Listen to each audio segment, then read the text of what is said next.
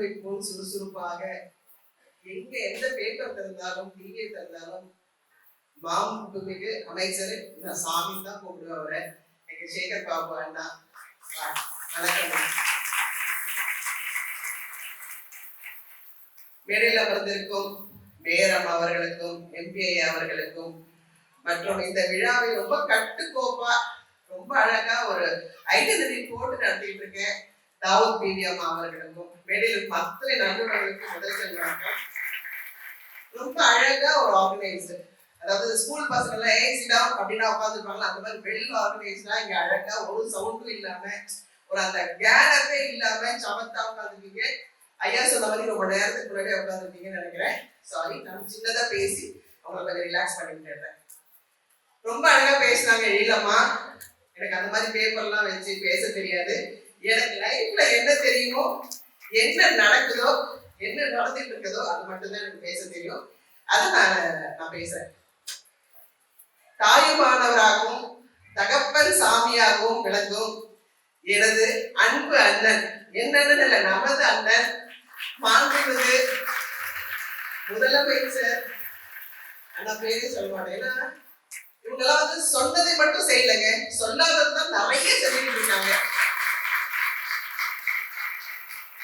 அதாவது last time நான் வந்து இது வந்து நலத்திட்டங்கள் சொல்றாங்க ஐயா. இது நலத்திட்டங்கள், நன்மை திட்டங்கள், எவ்வளவு நன்மையான திட்டங்கள் இதெல்லாம். யாருமே பண்ணாத திட்டம். எல்லா ஊர் மக்களும் நமக்கு தெரிஞ்சு இங்க இருக்க அத்தனை ஸ்டேட் மினிஸ்டர்ஸ் அத்தனை பேருமே வந்து எங்க அண்ணன் கிட்ட பாடம் எடுத்துக்கணும்.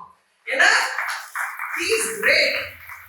அதாவது சொல்லிட்டே போல எங்க அண்ணன் பத்தி எது வந்தாலும் சிரிச்சுக்கிட்டே அப்படியே சும்மா அந்த ஃபுட்பால் எடுத்து தள்ளி போறவன்.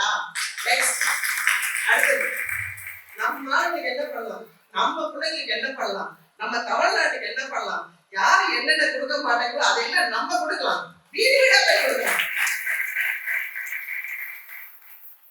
ஒரு சின்ன எக்ஸாம்பிள், நான் எங்கேயும் போல எங்க வீட்டு ஓட்டலர் திரு தமிழ்னு சொல்லிட்டு அவங்க ட்ரிப்ளிகேட்ல தான் இருக்காங்க. அந்த பிள்ளை அங்க இருந்து வருவார். வீட்டம்மா வந்து பிள்ளை தாச்சு, தமிழ் வீட்டுல எல்லாரும் நல்லா இருக்காங்களா, அவ எப்படி இருக்கா வீட்டுல அப்படின்னு கேட்டா, எங்களுக்கு என்னம்மா நாங்க ட்ரிப்ளிகேட்ல இருக்கோம், எங்களுக்கு ஒரு சின்ன தளபதி இருக்காருமா, சூப்பரா பாத்துட்டாருமா. அதாவது எவ்வளவு தைரியமா அந்த குழந்தை சொல்லும் போது எனக்கு நான் வளர்த்த பிள்ளையை நான் நினைப்பேன். ஏன்னா உதயமான வந்து நான் எனக்கு கண் முன்னாடி வளர்ந்த குழந்தைங்க அவங்கலாம் அவ்வளவு அழகா அந்த தொகுதியே தன் செல்ல தொகுதியே அந்த கோஷ் ஹாஸ்பிட்டல்ல போயிட்டு அவங்க வந்து பிரசவத்துக்கு போறாங்க. என்னடா நீ போலையாமா, அதெல்லாம் டாக்டர் சூப்பரா பாத்துக்கிறாங்கம்மா அப்படின்னு சிசேரியன் சொன்னவங்க அழகா அந்த குழந்தைய வெளியே எடுத்தாங்க சுகப்பிரசவமா. அப்ப நான் ஓட பாக்கிறதுக்கு பரவாயில்ல, கவர்மெண்ட் ஹாஸ்பிட்டல் பரவாயில்லடா, எவ்வளவு செலவுனாலும் பரவாயில்ல, நீங்க வந்து எங்க ஹாஸ்பிட்டல் பாருமா, எங்க ஐயா எப்படி வச்சுக்க பாருமா அப்படின்னு சொன்னாங்க. நான் போனேன் கோஷ் ஹாஸ்பிட்டலுக்கு, நான் போனேங்க.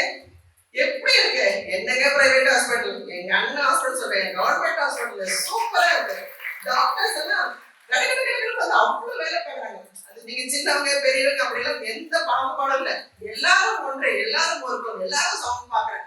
ஒரே தமிழ்நாட்டின் முதலமைச்சர் எனது அண்ணன்.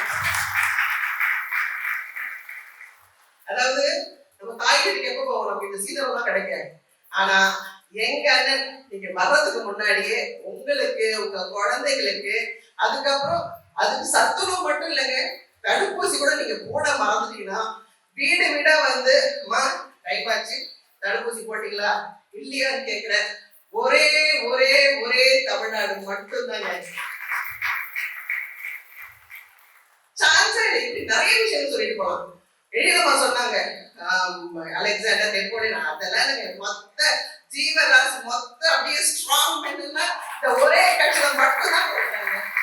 யார் வேணாலும் வருவாங்க, நாம இருக்கோம் வாங்கப்பா, எங்க தமிழ் மக்களுக்கு அப்புறம் தான் பார்த்தோம் எல்லாமே சொன்னேன். ஒரே தலைவர் எனது அண்ணன் மட்டும்தான். இன்னைக்கு கை நிறைய அள்ளி கொடுக்குறாங்க உங்களுக்கு, யார் செய்வா? கை நிறைய அள்ளி கொடுத்து உங்க சந்தோஷமே எங்க சந்தோஷம் பாக்குற ஒரே மாண்புமிகு அமைச்சர் எனது அண்ணன் இங்கே. அதாவது இந்த தொகுதிக்கு என்ன பண்ணலாம், அந்த தொகுதிக்கு என்ன பண்ணலாம், இவங்களுக்கு என்ன பண்ணலாம், அவங்களுக்கு எப்ப பண்ணலாம், மண் என்ன நான் கேட்பேன், மண்ணு சூடு எப்படி இருக்கலாம், பண்ணிட்டே இருக்கணும். பிள்ளைகளுக்கு எல்லாருக்கும் பண்ணணும், எல்லாருக்கும் பண்ணணும். அதுவும் பெண்களுக்கு ஆடி வாரி வழங்குறதுல வல்லல் வல்லல் வல்லல் நிறைய சொல்லிட்டு போகலாம். இந்த மாதிரி சந்தோஷம். உண்மையிலே உங்க குழந்தைகள் எல்லாம் கொடுத்து வச்சாங்க. எழிலமா சொன்னாங்க, உண்மையிலே இந்த காலத்துல பெற்றுக்கலாம். நான் எனக்கு கூட வயசெல்லாம் ஆயிடுச்சு, இல்லாட்டி தான் நானும் இந்த வரிசையில வந்து உட்காந்துருப்பேன்.